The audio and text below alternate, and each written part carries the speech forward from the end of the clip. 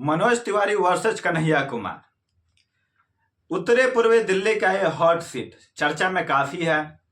एक तरफ से माननीय सांसद श्री मनोज तिवारी जी, जो 2 बार से सांसद रह चुके हैं, तिवारा आने के लिए नामांकन भी कर चुके हैं और नामांकन में कई बड़े बड़े रैलियां की गई।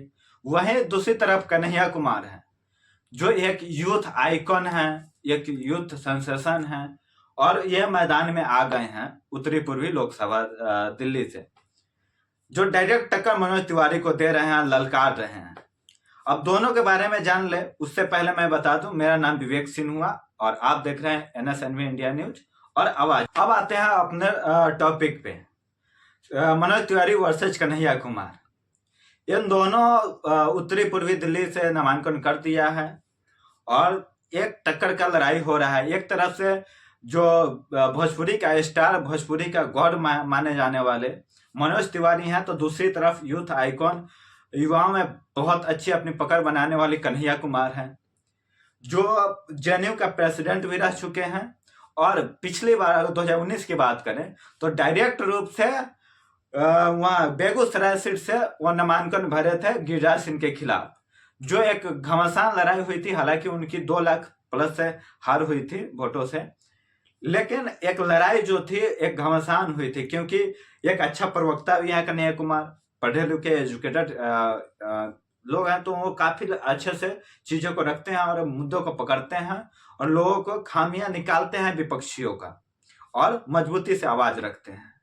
तो बेगूसराय चर्चा में आई थी, अब आए हैं डायरेक्ट रूप से मनोज तिवारी को ललकारने।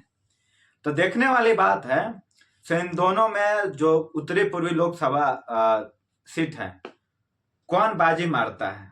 अब थोड़ा थोड़ा दोनों पे नजर डाल लेते हैं। मनोज तिवारी का बैकग्राउंड एक कला से जुड़ा हुआ है, भोजपुरी गाना गाते हैं, भोजपुरी फिल्में किए हुए हैं और क्रिकेट में भी उनकी दिलचस्पी रही है। तो वहीं कन्हैया कुमार की बात करें तो ये छात्र नेता रहे हैं, PhD किए हुए हैं और साथ में बहुत सारे उनका स्ट्रगल दुनिया रहा है, जिस स्ट्रगलिंग के दौरान जेल से होते हुए भी आए हैं।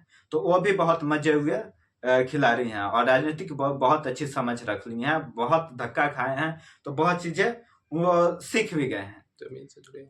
तो जमीनी एक नेता कह सकते हैं, क्योंकि एक संघर्ष करके युवा आया हुआ सामने है और एक बड़े जो 2 बार से सांसद रहे हुए एक भोजपुरी स्टार उससे आमना सामना कर रहा है और डायरेक्ट जो मोदी का 400 पार का नारा है उसको ललकार रहा है से, हाँ 400 पार नहीं, इस बार कांग्रेस सरकार आएगी और बहुत सारे पार्टी गठबंधन हुई है। हालांकि कन्हैया कुमार की तरफ देखेंगे तो उनके वजह से उनके पार्टियों में भी टूट हो गई है, कई सारे उनके नेता उनके वजह से पार्टी छोड़कर चले भी गए हैं, इस्तीफा भी दे दिए हैं। तो कन्हैया कुमार के लिए बहुत चैलेंजिंग हो गया है ये नॉर्थ ईस्ट दिल्ली जो सीटें हैं उनके लिए। और जहां तक अगर प्रचार प्रसार की बात करें तो बीजेपी अपना साम दाम दंड सब अब लगा दिया है। वहीं कांग्रेस की तरफ थोड़ा सा नरमी देखा जा रहा है, वो एग्रेसिव चुनाव प्रचार नहीं है जो बीजेपी की तरफ से है।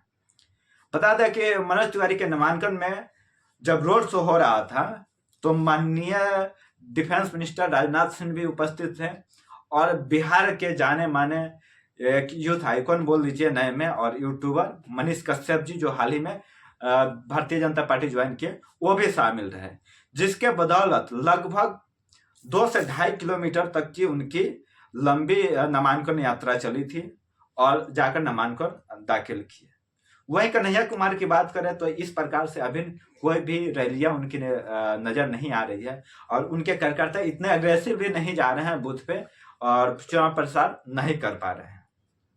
तो कहीं ना कहीं अभी भारतीय जनता पार्टी की इस लोकसभा सीट पे मतलब प्रचार प्रसार के मामले में बहुत एग्रेसिव दिखाई दे रही है, जिसका प्लस पॉइंट उनको एडवांटेज के तौर पे मिलते हुए दिखाई दे रही है। हालांकि अभी चुनाव का समय है, 25 तारीख को चुनाव है और अभी तैयारियां धीरे धीरे स्टार्ट होगी। लेकिन अब देखना एक तो ये है कि दिल्ली की जनता क्या मनोज तिवारी को फिर से 13 बार सांसद बनाती है या कन्हैया कुमार में कुछ अलग विपक्षी देखते हैं जो अच्छे से क्वेश्चन रखते हैं, एक अच्छे प्रवक्ता हैं, मजबूती से सवालें पूछते हैं और बिना डर के, बिना हिचक के, बिना झिझक के किसी से भी सवाल कर देते हैं, उसको चुनती है। कन्हैया कुमार के लिए बहुत चैलेंजिंग है ये लोकसभा चुनाव, क्योंकि पिछली बार हार हुई है और इस बार भी हार हुई है, तो कहीं ना कहीं उनके राजनीतिक करियर पे क्वेश्चन मार्क बन सकती है। तो हम चाहेंगे से कन्हैया कुमार का जो भविष्य है वो उज्जवल हो। हालांकि शुभकामनाएं मनोज तिवारी जी को भी रहेगा। जो भी जनता जनार्दन जिसको भी चुने वो नॉर्थ ईस्ट दिल्ली का अच्छे से विकास करे, और दोनों को भविष्य के लिए शुभकामनाएं भी देते हैं से हाँ अच्छे करें और चुनाव में उनको दोनों को विजयी हो। अब ये तो जनता जनार्दन के हाथ में है से कौन जीतेगा कौन हारेगा। मैं दोनों को ही बधाई देना चाहूँगा और बेस्ट विशेष देना चाहूँगा कि आप चुनाव लड़िए और अपने जो बात है मजबूती से जाकर पार्लियामेंट में उठाइए, चाहे वो मनोज तिवारी जी हो या कन्हैया कुमार जी हो। बाकी आप लोग बताइए दोनों में किसकी सरकार बननी चाहिए। सरकार की बात नहीं, यहाँ लोकसभा सीटें की बात कर रहे हैं, तो यहाँ पे किसको जीतना चाहिए, कन्हैया कुमार को जीतना चाहिए या मनोज तिवारी जी को। कमेंट बॉक्स खुला हुआ है, वहां पे बताइए।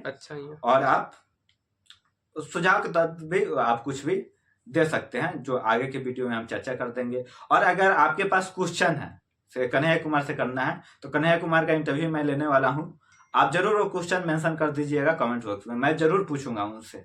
धन्यवाद।